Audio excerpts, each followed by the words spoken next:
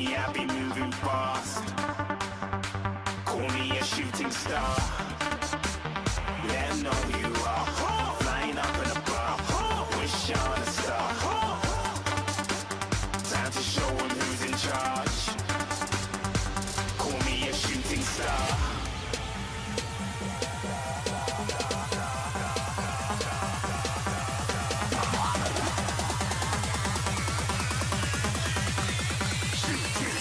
Didn't even get to bronze.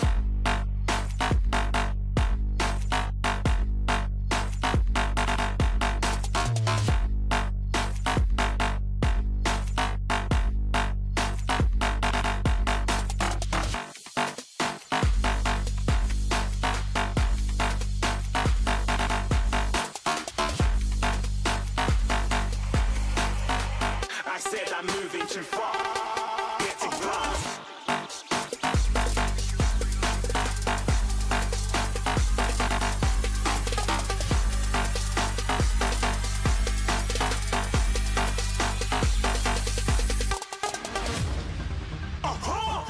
Looking at a shooting star. Got more than a couple of people going mad. I swear they're rooting hard.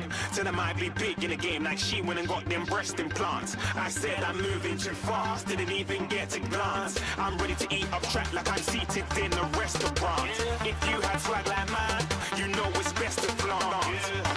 We aren't hating because you aren't. Shining like it's neon. Rock like kings of Leon. Shooting stars across the galaxy. I stand out, so don't be mad at me. Infiltrate, I'm with my strategy. When I turn up, then I just have to leave. Shooting stars across the galaxy. I stand out, so don't be mad at me. Infiltrate, I'm with my strategy. When I turn up, then I just have to leave. Yeah, shooting. Yeah, shooting. Yeah, shooting. Yeah, shooting shots.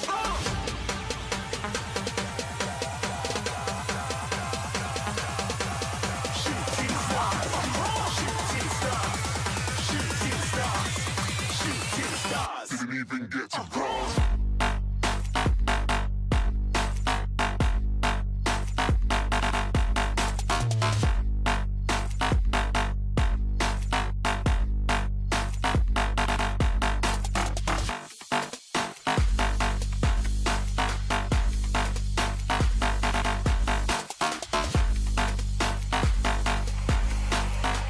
I said I'm moving too far. Get to glass.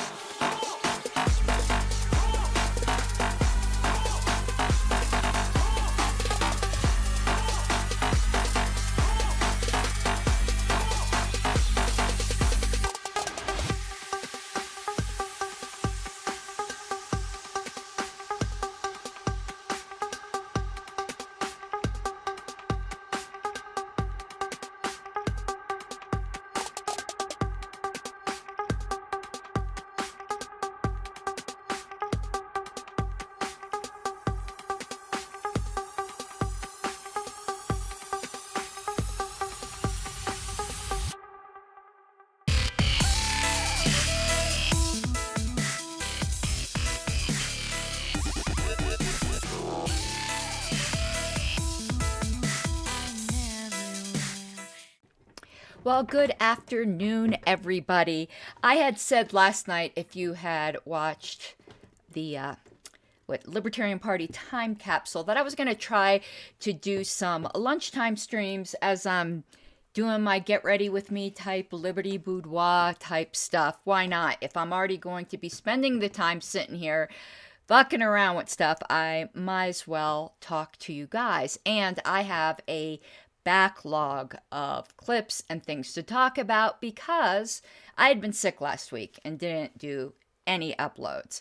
So on a limited time, got my comment screen up. So if any of you guys want to chat about anything we are talking about, and I'll let you know also what's coming up.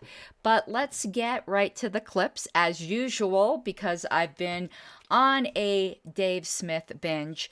I have some Dave Smith and Michael Malice clips, and then just a little bit of Libertarian Party news. But before I get started on the clips, I want to show you something cool because this is a get ready with me. I got there's a subscription service called Scentbird. I don't know if you've ever heard of it, where you can just try different perfumes each month. And, every time I go and buy an expensive perfume, it like sucks. And then I'm like pissed off because I spent like $60 on a bottle of perfume that I hate. So I really like this because it's like, I don't know, $10 or $15 a month. And they send you, this is a big trial size. So if it sucks, then you're not really out that much. But this one I super love. It's vanilla and coconut. I think that's the one that it is. Well, both of them I like. This one might not be the vanilla coconut one, but this one's Confessions of a Rebel. Ooh, right? So let's get smelling nice. If this was smell-o-vision, you'd be able to smell it. But so far, like if you want to try different perfumes, I don't got like a referral code or anything. I'm just telling you about it because I like it. But let's get going with our first clip. And I don't even remember what I have queued up. And all I'm putting on today for makeup-wise is my Lashify system. But I needed to... Okay, before we start the clip, one other business we have to get over here. The Lashify system I love. Super expensive. So I decided to go to the drugstore and buy like these just drugstore individual lashes to see if I could get away with using these instead of the Lashify Gossamers, which are super expensive. So we'll see. This could turn out to be a disaster. What's the worst that can happen, right? Okay, up to the first clip. If I can get that to go. And I gotta say, and I know this is an issue that is hotly contested amongst libertarians and has been for a long time. And I know that there are libertarians who have accused me of being unlibertarian in the area of immigration, which I do not think is accurate. I don't support open borders under current circumstances. That is, I don't think inconsistent with libertarianism. I think it's just not insane, to be honest. And I think that, as we've talked about this, to death, but I think that in the same sense, my favorite example ever, and I always forget his name, but he's such a great guy. But he made a video on this, and he made the point that he was like, if you had, I think his example was like, if you were like a country like England, who's been completely disarmed, and there's no guns. Guns haven't been allowed for decades, and the population doesn't have guns. And there were, angry militias that hated England all around, like in Ireland and other countries, like all surrounding them, that were ready to attack England. And you went, we're going to disband the military. And you're like, that's the libertarian thing to do, right? Private defense rather than government defense. And they were like, we're going to disband the military, but we're going to continue to have a ban on guns. Now, I don't think it makes you a bad libertarian to say, no. First, we have to allow people to own guns. And then we could talk about disbanding the military. But you can't just disband, you can't just leave them sitting ducks. So having an order of preference of how things get abolished, I don't think is unlibertarian. And to me, borders would probably be the last thing that you'd want to be abolished if you were abolishing the government completely. Okay, I was trying to pull up an article here, which I will, found it. Awesome, because I want to refer to this. I forgot this was the clip that was going to come up, so boy, I'm probably not going to get much makeup done because this is a biggie. And on this, I understand Dave's position. I just thoroughly disagree. I used to hold that position. And there was one article by my friend Tom Knapp called Against Stockholm Libertarianism. Good, see it here on my screen. And that is what changed my mind. And then also hanging out with the Radical Caucus. Because there's a particular position called no particular orderism. As you may have noticed, Dave had said, there's nothing wrong with having a particular preference in the order that you would like to see things happen. Of course not. There's a difference, though, between having a preference and saying, We can't do this until we do that. I might prefer we do this before we do that, but that's much different than saying we can't, which is the position he is at least apparently advocating. He wasn't merely advocating a preference. We all have preferences. He was advocating a can't. I can't support open borders in this current circumstance. And that to me, I don't play the who's a libertarian, who's not a libertarian game. I completely understand his position. Plenty of libertarians hold it. Do I think it is the most consistent libertarian position? No, I don't. If I did, I would hold it, but that's okay. There are positions I hold that plenty of people would think that I'm not consistent on some things. You know, we don't get a purity prize, okay? We've got to follow true to our own consciences. But I'd like to address his issue head on. Now, the example that he gave of disarming everybody in a country and then saying you're going to open the borders when you're surrounded by hostile enemies. Okay. Unless he's obviously not dealing with an anarchy, because you have somebody else saying we're going to do X and we are going to disarm the citizens. Even with open borders in a state system, that doesn't mean at all if there's a known threat, you can't repel it. So, plus, that example isn't anything that would possibly happen. We could all posit these mining the subjunctive of libertarian ridiculousness. We've all heard it. What if a Martian came and said, unless you rape this girl, I'm going to kill everyone on the planet? Okay, that's that's the ultimate trolley problem, right? But it's not going to happen. There is no Martian that is going to come down and posit this to you. It might be a fun drinking game for libertarians, but it is not reality. And the example given by Dave is also not reality. And the situation we're dealing with here isn't a hypothetical situation. We are not a disarmed nation looking to open our borders when we're surrounded by a bunch of people pointing guns at us, like his example. Why couldn't you support open borders in the system we have now? He didn't really get into that. He just said, because I'm not insane, without saying what was insane about it. Is the insanity, I'm going to guess, because this is the argument I hear from most libertarians, is that with a welfare state, you can't just have open borders. You got to get rid of the welfare state first. What's the chances you think of that happening? Basically, you're just guaranteeing that neither will happen. Have you perhaps considered that opening the borders would crash the welfare state, and that the way to get rid of the welfare state is to open the borders? See, this is the issue. You're trying to centrally plan liberty by saying we have to go in this order. And libertarians of all people should know that you can't centrally plan. It just doesn't work.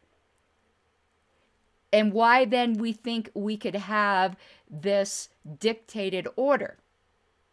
Now, would I prefer that the welfare state be eliminated first? Of course, but that's not realistic. To me, the libertarian method of going about dismantling the state should be you take every opportunity to strike at the root if and when the opportunity presents itself. And the nature of reality is ridiculous opportunities are not going to present themselves. It might not be your preferred opportunity, but it will be a doable one if it's presented, and you take it. You know, I'm going to give you a weird Xena analogy. Oh my God, because I was just binge watching Xena, where she was having a crisis of conscience and how she like thought she couldn't be a warrior anymore because she froze in the midst of battle and said, when you're a warrior, when the kill is presented to you, you have to take it. That's the attitude we have to have as libertarians. When the opportunity comes to cut off the head of a Hydra, you cut off the head of the Hydra instead of saying, no, I want to cut off this other head first. That's just not the way it works. And that is what no particular orderism says. You take the opportunity when it's presented. If it is possible to open the borders, well, then open the borders and let them crash the welfare state. Because it's true, they both can't exist. Some people will say, oh, we can't have X kind of marriage because our current marriage laws can't handle it. Good. Good. Maybe that will get rid of the marriage laws entirely. Like, listen, I'm as monogamous as they come, but I am totally a proponent of, listen, if you're going to let 2 people marry, then how come you can't let 10 people marry? And they go, well, that will throw chaos into our marriage system. Good. Get the government out of it. And I see your question, James, and I will address that when I'm done, like a little bit of the stream of consciousness that I'm on. So I would really love to discuss that point with Dave, particularly the issue of no particular orderism. I almost said borderism. Funny. That revolutionized my I'm getting a frog in my throat. Ribbit. Hold on one sec. My libertarian thinking. It really did. That's when I think, became a radical, is when I accepted no particular orderism. And I've had people present other, what I consider outlandish examples to me. I believe it was Sam Goldstein. No, Joshua Katz said to me, well, what if you could eliminate feeding prisoners without releasing them, and then they'd all starve? That is ridiculous. That opportunity is not going to present itself. Plus, you're atomizing something that's a complete system. The complete system is housing prisoners, and that includes showering and feeding and all the other things. You can't just carve out one little thing. That's nonsensical. If any of you have read Zwingli's argument against the non-aggression principle, George Smith did this great rebuttal where he gave this ridiculous example. If you guys haven't read it, this is just going to sound completely outlandish to you, about a witch that goes around stealing a basket of penises. Is there a penis stealing witch running around? No, so I don't think that's something we need to worry about. But I actually would like to read Tom Knapp's. Where did I put my glasses? Oh my God. I wanted to read Tom. I could do it without. Oh, it's on my face. I am so fucking old, it's not even funny. I want to read this article. This article really, it's simple, but Tom Knapp is really good at explaining more complex things simply. And I will definitely link the article or say the link or something, James. But you can find it easily by Googling Napster, which is KNAPPSTR, and the name of the article is Against Stockholm Libertarianism. And it's short, I'm going to read it. And now I'll be quoting Tom. We should repeal all of America's 20,000 odd gun control laws. But of course we can't do that until we've eliminated homicide. We should close down the war on drugs. But of course we can't do that until we've scourged away every last vestige of the human desire for intoxication. We should eliminate Social Security. But of course we can't do that until all its current and future payees lie a moldering in the grave, having never missed a monthly check. If I put any of these propositions up for debate, my fellow libertarians would make short work out of me. They'd have my head on a platter. It would be easy because all 3 of these propositions are ridiculous on their faces. And then he quotes somebody else who says, under the present welfare system, a vote for open borders is a vote for higher taxes for all. Someday, the libertarian message of peace, liberty, and prosperity will reach the entire world. All people will then enjoy the freedom and high standard of living we take for granted. In that day, immigration and open borders will be non-issues. And he goes, sound familiar? That's George Phillies, candidate for the Libertarian Party's 2008 presidential nomination. And then he quotes someone else. We must secure our borders before we can deal with the issue of how to deal with illegal immigrants already in our country. And Tom Knapp goes on, heard that before? That's Wayne Allen Root, another candidate for the Libertarian Party's 2008 presidential nomination. Now I'm going to tread on some sacred cows here. I'm warning you, get into your safe space, because he's going to quote somebody else.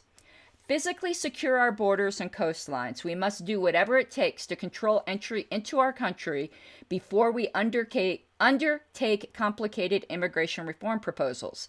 Taxpayers should not pay for illegal immigrants who use hospitals, clinics, schools, roads, and social services. And here's Tom again. Ring a bell? Hey, that's Ron Paul, Republican presidential nomination candidate.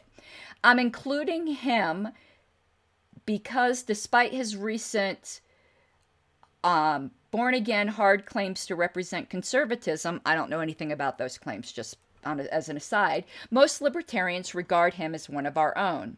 It's not just presidential candidates, of course. And then he goes on to quote very similar other quotes. I don't need to read all those. They pretty much say all of the same things. But here's the part where he really gets to the point.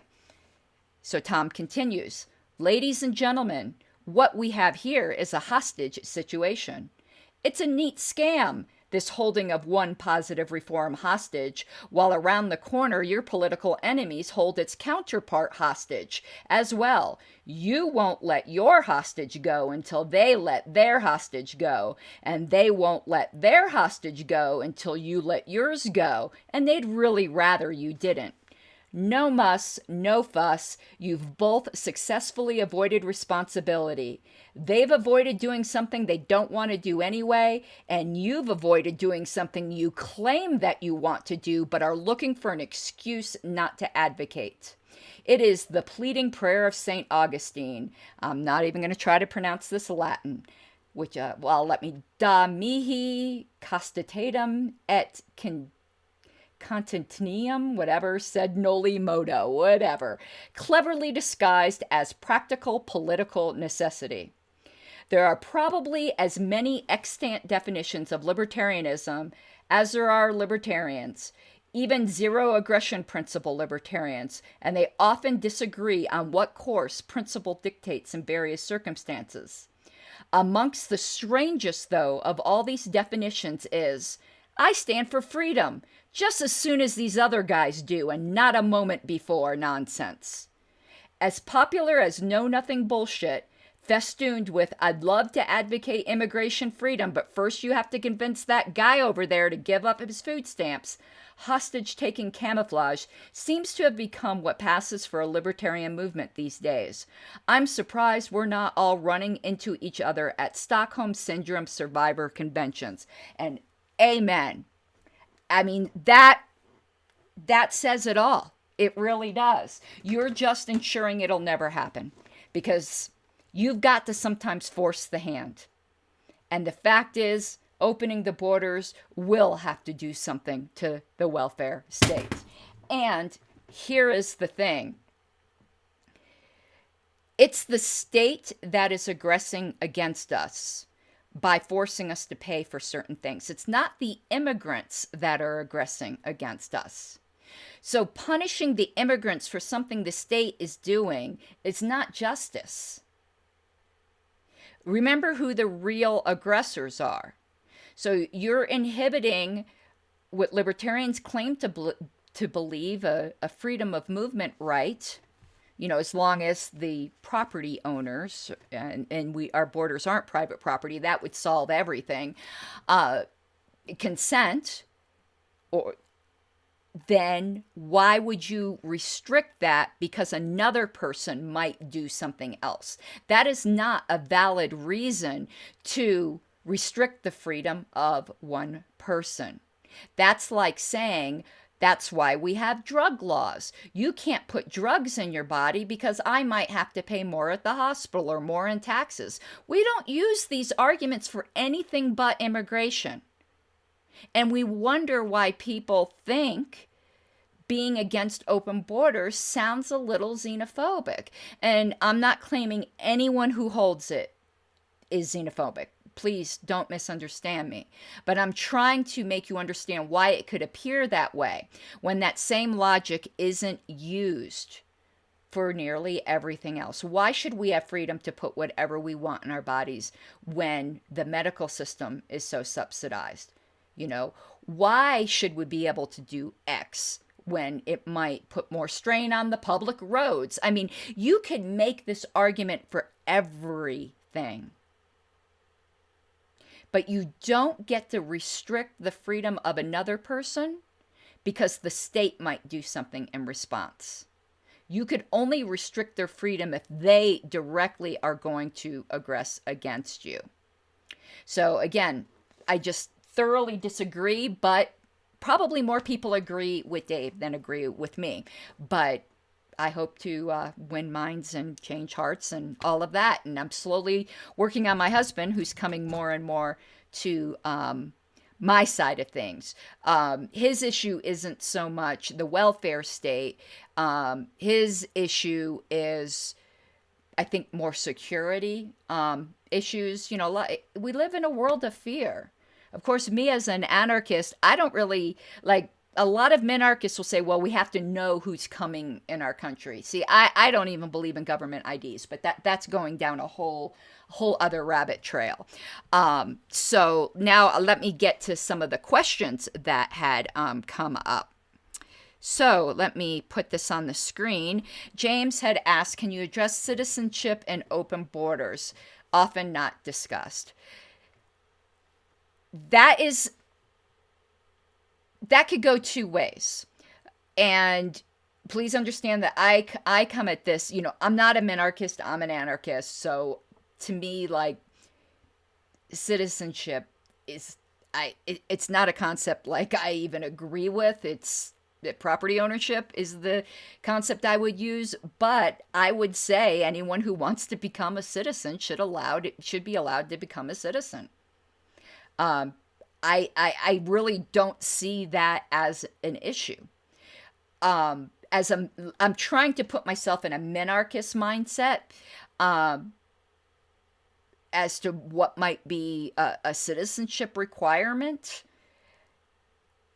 Perhaps a certain minimum time of being here to establish your good faith intentions to become a citizen. And that would be, I would think, pretty much about it. And why not? You know, things will balance themselves out. Once it becomes no more trouble than it's worth to come over here, people aren't going to keep coming. And I think we underestimate how difficult it is to leave your birth country and your homeland. Listen, I complain about the United States a lot, but if I sit down in my heart of hearts think of ever leaving, I don't think I could. You have a tie to where you were born, particularly moving somewhere where your language isn't the first spoken language. I learned this when I was doing a lot of evangelism work with the church. And that was one reason why I wanted to learn Spanish, because I was in South Florida and there's a lot of Hispanic people and they understand English just fine. But if you're trying to talk to people about spiritual things, you need to talk to them in the language of their heart. And the language of their heart is their birth tongue. And you miss that. I think sometimes we forget the very organic connection we have with our homeland. It's not the easiest thing to just pick up and traipse off to some other foreign country. I think we make very light of this, like this is just going to happen. you know, and immigrants have been a net positive to this country. So if we're also going to go down that route,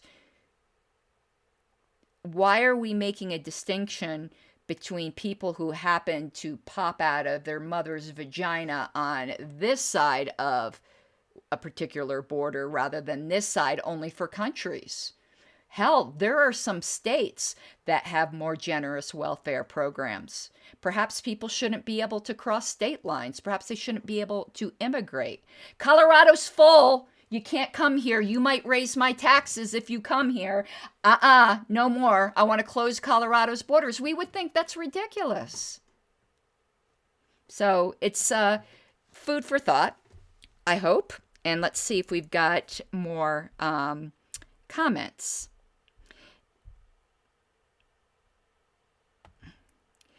So putting pressure on this, James says, putting pressure on the system brings up the question of identitarian blowback. I don't find identitarianism rational. So I'm not going to factor irrational people into my calculations of freedom. Jesus once said that the poor will be with us always. Unfortunately, I think not only the poor will be with us always, but so will bigots. And I can't worry about that when it comes to the freedom of other people. Okay, right here. What if they seek to plan a socialist communist democracy movement? How do we gain a foothold under the current system? Well, we have plenty of people born in America that are doing that. Do we deport them? I mean, do people only have freedom of movement if they have the right thoughts? That gets really, really dangerous. And the fact is, as long as we allow political authority, there's always that danger. That danger isn't an immigration problem. It's a political authority problem, because we don't need immigrants to come and do that. We have plenty of Americans doing that. And if we're not saying you can't live here, we're going to deport you with those ideas, then what matter does it make that the person who holds those ideas, again, happen to come out of a vagina at a different longitude and latitude than the American who thinks it? And James said, thank you for my Jesus comment. I'm a Christian. I long since stopped apologizing for drawing upon my background. I don't mean ever to get preachy to people. I don't do that sort of thing. But as I said, where you have to speak to people in the language of their heart, when you're talking, you kind of got to use the language of your heart as well. And people who are going to get offended at that, nah. I don't worry about that anymore. So thank you. All right. I forgot that was going to be such a weighty topic. I probably won't even have time to get to all the ones I want to get to today. We probably will not deal with the LP news thing, but let's get through the Michael Malice clips I have if we can. So let's go to the next one right here. Oh, that's another. So there wouldn't be any heads of government or anything? No government? No, the heads would be in baskets after the guillotine. No shit. I just put that because I love Michael Malice. Obviously, I don't agree with cutting off the heads of deposed governments, but he just cracks me up. So the guy, there won't be any heads of government. He goes, they'd be in baskets. Oh my God. Michael, you just make me laugh so much. I am not going to get any of my eyelashes done. What I think I'm going to do is just do these few clips and then maybe come back in a bit when I'm off of work. But let's get to the next Michael Malice clip. I don't know how you live in this country with these rules and the setup we have. Wouldn't you go crazy going, my God, why are we doing this? Why don't we have this? Yeah, that's Why am not. I paying attention to a cop or some guy at the airport telling me I gotta fill this out or something? You must go crazy every day. No, but because the cop at the airport's new, or the National Guard at the airport's Yeah. new. I did not. I've never seen something like that on the subway. Well, I'm not even talking about that. I'm just talking about the fact that you have to go out into this world where the government is up your ass like that fucking guy. It's gotten a lot worse in the last few years. Yeah. In New York City, come on, like in all seriousness. So Every year every day when you're walking around, is there something you look at and just go, motherfucker, see, it would be so much nicer if. Okay.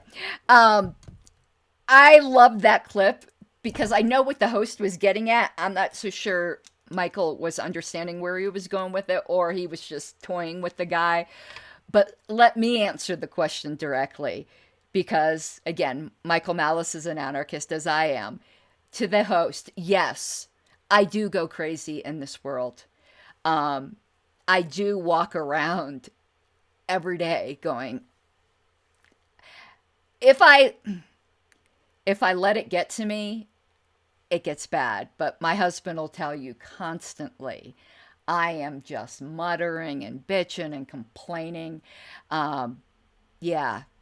Yes, it does drive me crazy. It is one of those things, once seen cannot be unseen. And you look around at all the illegitimate authority and just chutzpah of people thinking they have the right to do certain things against other people. It does drive me crazy. And actually, I can let it get to me in a way, and I'm going to do a whole video on this sometime. I'm going to just go out, sit in a field somewhere, and be very philosophical and maudlin, because I asked this question on social media once. Is there anything in life that makes you simultaneously deliriously happy and existentially miserable? Is there anything in your life like that? And a lot of people answered, yes, the Libertarian Party, which was funny. But yeah, for me, I am not exaggerating. My particular anarchist beliefs simultaneously make me deliriously happy and existentially miserable. Why? Because once you see it, the fact is, I'm going to get really depressing here, at least from my point of view, all of us, up to a certain point, we were born slaves and we will die slaves. We will never know freedom in our lifetimes. At least that's the way it looks. And that is depressing. I just want to be free. I just want to taste that for even a day. But none of us will. So, yeah, that really frickin' bumps me out. So, yeah, the world does drive me crazy. And could it be worse? Of course it could be worse. But to me, that's like arguing some of these people, some of these batshit crazy people who argue Southern slavery wasn't so bad because, they were taken care of. Yeah, but they're not free. Is anything worth not being free? I guess it's something for each person for themselves to decide. Maybe for some people, they would prefer a guaranteed meal and a roof over their head. But others would trade everything for freedom. Now, I'm at the point in my life where I just want to feel it once. And I'm never going to. And that's fucking depressing. It really is. Sorry to be Debbie Downer here. So, yeah. Yeah, and let me get here to James asked if I could speak on the hate directed to Dave and the LPMC. I'm perplexed. As an anarchist and a gay dude, I'm confused by the hate targeted at the LPMC, who have always been so welcoming to me. I don't get it either. Honestly, James, I don't. And I just resolved in my life for 2020. I'm not even dealing with it. I'm not even engaging with it. it's such negativity. I'm like a water off a duck. Are there bad actors in every group? Of course. Deal with the bad actors. This collectivization, I really, really don't get it. And, I'm not even going to try to get it. I'm just going to know in my heart that I always do what I think is the ethical thing. And if I ever thought they were harboring racists of any sort or bigots of any sort, I'd be gone. I'd be absolutely gone. That's why I don't even get upset with the fuckitarians who try to now put all these slurs on me, because I know my heart. And never in a million years. I've had a lot of faults in my life, but being a bigot, with one exception, and I'm going to tell you the exception, and you'll understand because we come from the same background, James. And I also consider myself a member now, it took me a long time to admit it, of the GRSM community. But when I was in fundamentalist Christianity, I had some very terrible opinions about gay people. I honestly did. And it was very, very hurtful. That's what brought me out of fundamentalism, because I started examining the issue and realizing I just couldn't believe that. I had this cognitive dissonance where I had so many gay friends and I knew they were not, that there wasn't anything wrong with this, and I just couldn't hold that anymore. But for a while, yeah, I did have those views. And I totally regret that. I totally regret it. And it was a bit of self-hatred because, as I've said, I consider myself also a member of the GSRM community. In different circumstances, I've often said on Facebook, I consider myself hetero-flexible, and in different circumstances in life, I could have ended up with being with a woman. So, maybe there was some self-hatred there.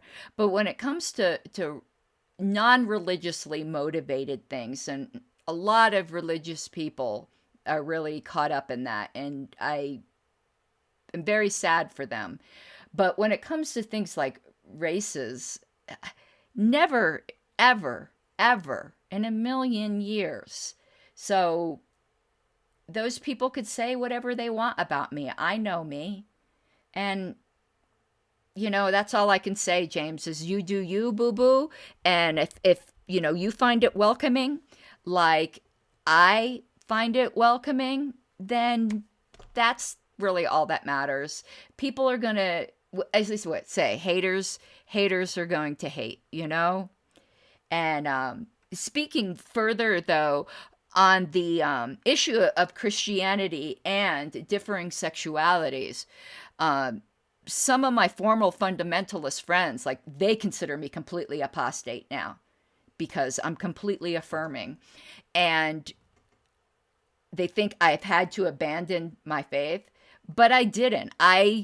I believe that those passages that I thought taught one thing actually teach something else. I don't have to compromise my biblical values, and maybe someday I'll talk about that. But the short thing is, most of those passages were actually talking about pederasty, which was very, very common in the ancient world, or ritualistic temple prostitution type things. And that's not at all, it's not, it has nothing to do with what we're talking about today, and it's a shame. It makes me really, really sad. It makes me really, really sad that I used to hold those views. And James asks, what is GSRM? Some people just say GSM. It's kind of the new acronym that is, in some circles, replacing LGBT because of all the initials that keep getting added on. So it's gender and relationship sexual minorities. And a lot of people think it's more inclusive. So it would include also alternative lifestyles such as polyamory or even the BDSM community, Heinleinian line marriages, because it's not just, sexual orientations that are also a sexual minority. There are people who choose different relationship structures, and it's funny, as a libertarian, I'm laughing at some of the past arguments used to be, are people born a certain way or is it a choice? You want to know what? I don't care, because you have the right to make a choice. I don't think it's a choice, but even if it was, who cares? You're an autonomous being. You can choose what you want. And that's why I kind of like the GSRM, because it also does talk about things that are obviously choices, like certain living arrangements. So it's a wider umbrella. So that's, I kind of like that. And fun fact, if you didn't know, more than half of the current Libertarian National Committee would be members of the GSRM community. And I think that is very, very exciting.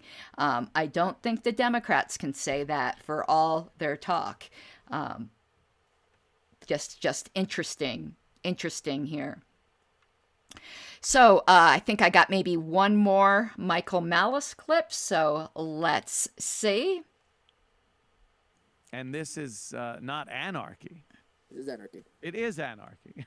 Okay. So your ideal system would be a system of anarchy. Well, it's not Who's in power in ideal that because system, though? I There's guess. no one in power. The thing is, it's not ideal in the same sense that curing cancer isn't a utopia. Right. It's just solving one big problem. There's still going to be murderers. Of There's still course. going to be thieves. There's still going to be horrible cologne. But the point is, Horribly good cologne. there would be. They're just not buying And it it's for some date reason. rapist. How they are dealt with and would be. Is that cologne called Dave Style? Yes. Dave Style. You didn't cue it up? Because the scent made him You rash. knew he was going to be here? That's because you can't, Thank can't use you. the word style with reference to that scent. Oh, you can. It's the worst. You just like it. I really don't. It Oh, he's- really bothers me. He's sexually. He's just sitting here and he doesn't want to deal with his own feelings. Oh, is that what it is? Drinking my I feelings. get it. That sounds familiar, doesn't it? Yes, it does. Go on. I've been wanting to since you walked on the show.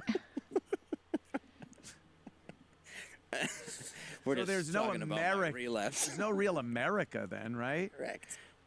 What would you call your place? We call it whatever you like.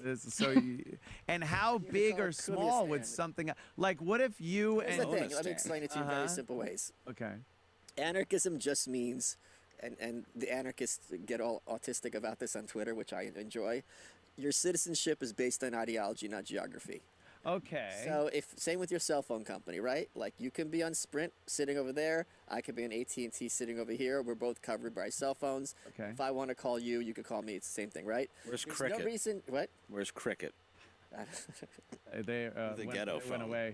Oh, the Cricket's just gone. Crickets. Yeah. What if I have a jitterbug phone? But then like if there's just because I'm someone's neighbor doesn't mean we should be under the same system. That doesn't make sense. If I don't agree with them about anything, Right. Okay, yeah, I loved that whole show. You could, it's recent, and if you do a YouTube search for, I think Michael Malice Talks Anarchy, I just love Michael Malice, man. He is just so funny. He says things that other people can't get away with. That it's just, oh my goodness. So I really loved the way when first the guy goes, oh, so this is an anarchy, like, because he's always like, oh, it can't possibly. He's like, no, that's exactly what it is. And so when the host is like, oh, so this is your ideal system, I like the way Michael just shot that down. He's like, no, we're not talking utopia here. Nobody, this is the thing. It's so funny. Any anarchist will know this. You get constantly bombarded with, well, how will this work? Well, how will this work? And how will this work? And like, there's an implicit demand that I have to deliver perfection. That unless my solution is perfection, then it's off the table. But their solution's not perfection. They don't put the same burden on themselves. And so you really have to take it down to foundational first principles, which is, what are the boundaries of any ethical system? And of course, of libertarians, we will say the boundaries are you don't commit aggression against other people. Okay, that's our boundaries. Anything that fits within those boundaries is cool. Let's deal with that.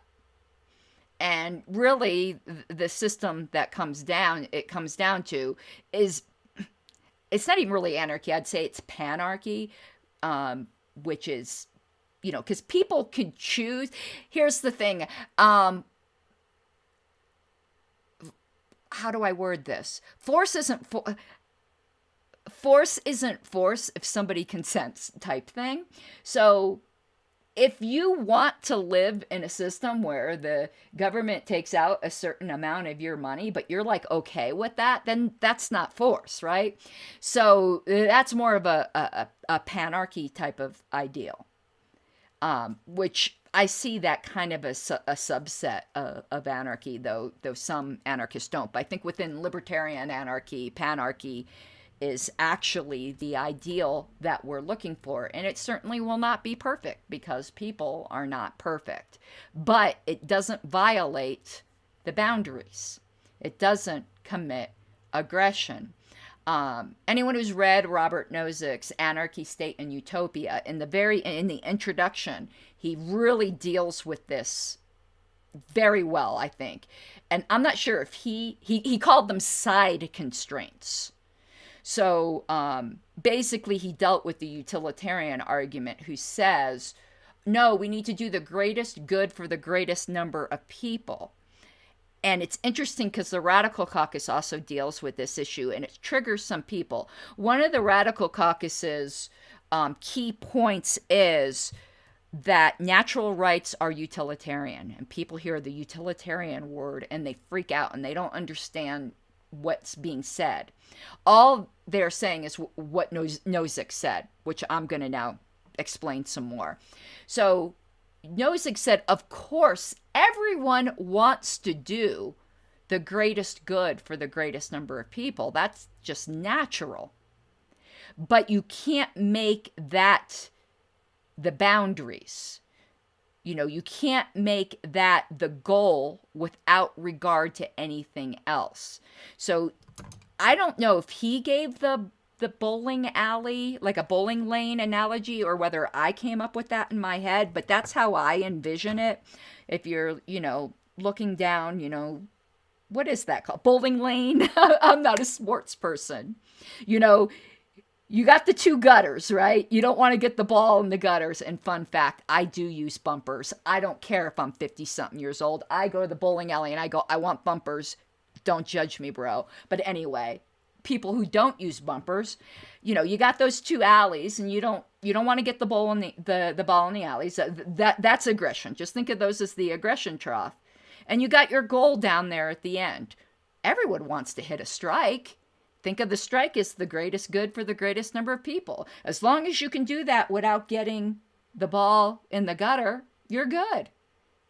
And if you can't, get as close to that as you can. Who doesn't want to do good for the most people?